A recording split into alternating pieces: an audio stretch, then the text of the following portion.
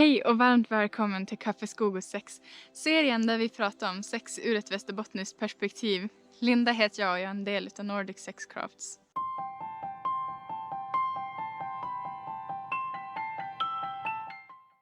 Som sagt, varmt välkommen hit till Kaffe Skog och sex. Jag blev tvungen att gå in eftersom det började regna ute och det var dåligt väder. Och nu vet jag att det finns någon som säger att det inte finns något dåligt väder, bara dåliga kläder. Men det finns också dålig kamerautrustning, så därför filmar vi inne igen. Det vi ska prata om idag, det är omslutande sex. Alltså att föra in någonting i en fitta eller i analen. Vi kommer gå ganska övergripande och prata ganska generellt om det här. Men jag lovar att vi kommer göra en djupdykning i det här framöver. Men för just nu så kommer vi att hålla oss på en ganska generell och övergripande nivå. Som tidigare så är det ju lite jobbigt med YouTubes censurregler, så jag kan inte riktigt demonstrera på ett bra vis. Men jag har löst det här genom att skaffa en assistent. Och min assistent kommer att visa och demonstrera det här på ett lite mer fantasifullt vis. Det finns 3 saker som jag tycker är rätt viktiga när vi pratar om omslutande sex. Och det första är, så som jag alltid kommer säga och mest troligt aldrig kommer sluta säga, är att kommunicera. Ju mer ni kommunicerar desto bättre kommer det att bli. Och kommunikation är ju en slags ömhetsbetygelse. Det betyder att ge bägge två är ändå intresserade av att ge bägge ska känna att det är bra.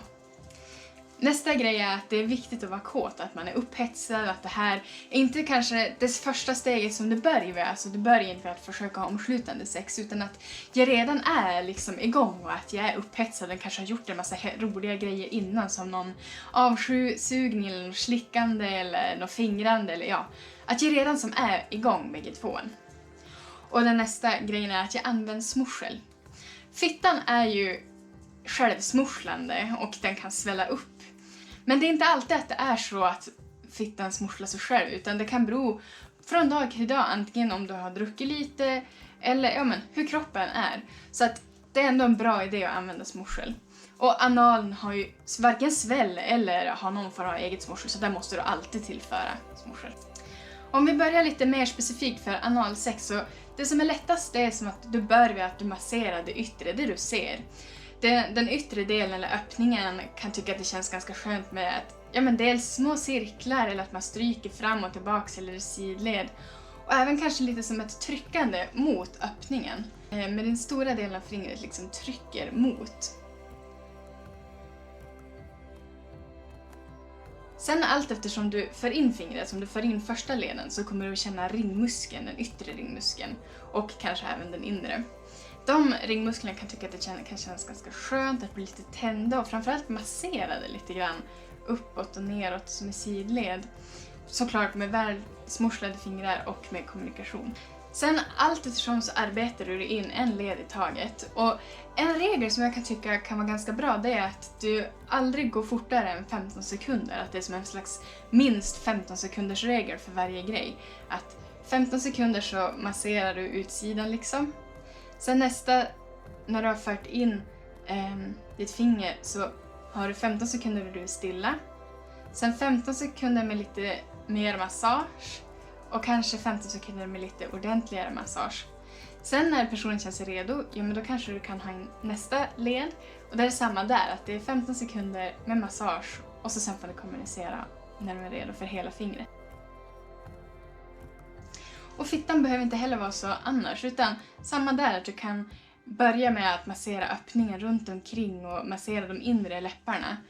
Sen kanske även sakta men säkert där också en led i taget och med massage och någon form av cirkelrörelse som personen tycker om. Sakta men säkert längre och längre in tills du har kommit in så pass långt som du vill.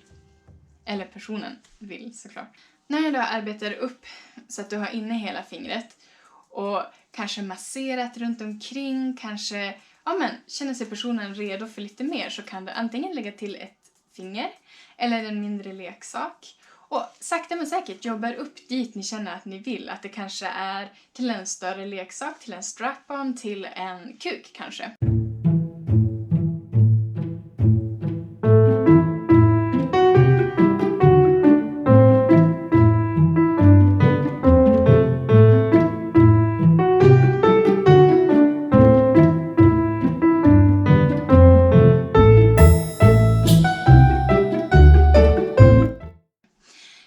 är ju dock att komma ihåg att om du ska ha någon form av analleksak så måste leksaken ha en bred bas. Det vill säga att leksaken inte kan åka in och försvinna. Eller såklart att det ni för in sitter fast i någon, som en finger eller ett kuk. När du kommer in ungefär 3-7 cm, så om du viker fingret eller fingrarna upp mot naveln så kan du känna någonting som är format som en valnöt eller en vävnad som eventuellt kan kännas lite likt som vävnaden uppe i gommen. Alltså den är lite skrovlig typ. Det är vad man kallar för G-punkten om personen har fitta. Eller prostatan om personen har kuk. Och om personen har fitta men blir stimulerad analt så kan du också komma åt G-punkten på samma vis, att du böjer upp fingret. Jag ska också som en parentes säga att G-punkten är inte en specifik punkt utan det är mer bara ett område som dyker upp när personen blir upphetsad. Hur stimulerar man det här då? Jo, det kan du göra på flera olika vis, men jag ska ge 3 förslag.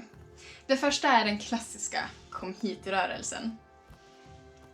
Som du drar med ditt finger längs med punkten eller prostatan. Fram och tillbaka. Sen har du det som jag kallar för pimpling, att det går som fram och tillbaka. Och har ju pimplat någon gång så vet jag vad jag menar. Att man liksom rycker sakta men säkert. Eller att man håller handen mot punkten och så trycker man om och om igen. Och det nästa är att du gör cirklar mot punkten. När vi pratar om omslutande sex så måste vi också nämna barriärskydd. Att om du har sex med någon som du inte känner så bra eller om ni inte har testat er för olika STI:er så behöver ni någon form av barriärskydd och då är kondom att föredra eftersom det skyddar bäst.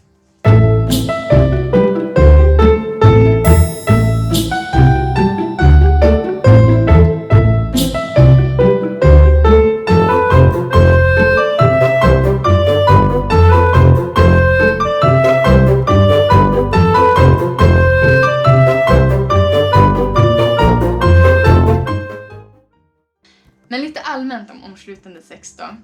Omslutande sex som är ömsesidigt och som bägge har samtyckt till ska aldrig göra ont. Utan det ska kännas bra före, under och efter. Gör det ont, gör mig slut då och så hittar jag på något annat. Eller så, är det någonting kanske som behövs extra? Kanske behövs det mer stimulans på något vis. Eller att jag behöver prata lite grann om hur ni tänker innan jag gör något mer.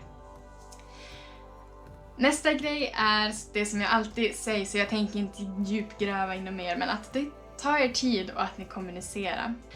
Nästa grej är att personen som ska få någonting i sig kanske hinner få en orgasm innan. Om personen har en klitoris så kanske den har fått en klitorisorgasm innan. Eller om personen har en kuk så kanske den har fått en ejakulation innan. Så att man vet att det är ganska hett redan, eller att personen är upphetsad så att den känner sig så pass avslappnad att den kanske är intresserad av något mer. Ytterligare en grej är ju då att inte glömma bort resten av kroppen och hjärnan. Kom ihåg att det finns så mycket mer än bara just det omslutande biten. Det är lite lätt att fastna på att nu ska jag in, vilken led är jag på? Har jag räknat till 15 eller vars är jag i min tankeprocess och i de här stegen? Utan kom ihåg att det är en till person, att bägge två gör det här för att de tycker att det är kul och att, kom ihåg att kyssa varandra och kom ihåg att kanske slicka på låren, stimulera bröstvårtorna, gör lite mer. Och även hjärnan, att jag kommer ihåg kanske att säga sexiga saker och kanske ge en komplimang, säg du är riktigt snygg eller jag tycker att du är så het när du stönar på det där viset till exempel. Och den sista grejen som jag ska verkligen tipsa om, och det är att klipp era naglar och fila dem. Det räcker inte att ge bara snabbklipp eller riva av nageln precis innan ni ska stoppa in det, utan ge ett rent fila för att få bort de här vassa kanterna så att det inte gör ont eller ser gör ill varandra på något vis. Ja men hörni, det var allt för mig den här gången. Jag vet att det har varit lite kort och att det var väldigt övergripande, men vi kommer gå djupare in på det, jag lovar. Jag ska också säga att nu är det ju faktiskt bara 2 avsnitt kvar av serien Kaffe, skog och sex. Det betyder dock och absolut inte att det är sista gången som vi gör någon videos, utan snarare tvärtom, utan vi kommer göra jättemycket mer videos. efter det här. Men ni får hemskt gärna lämna en kommentar här nere eller skriva till oss privat på YouTube eller på Instagram. Eller att skicka ett mail till oss på nordicsexcraft@gmail.com där ni kan berätta om det är något speciellt som ni tycker att vi borde ta upp eller något som ni vill veta mer om. Ni kan också såklart lämna en kommentar om dagens avsnitt om det är någonting som ni tar med er eller något som ni tyckte var intressant eller något eget tips som ni kanske har som man allmänt bör tänka på när man har omslutande sex. Sist men inte minst så glöm inte att gilla videon och följa oss här både på YouTube och på Instagram. Dela videon om ni har lust och så hoppas jag att tills vi ses nästa gång så har ni det riktigt bra. Hejdå!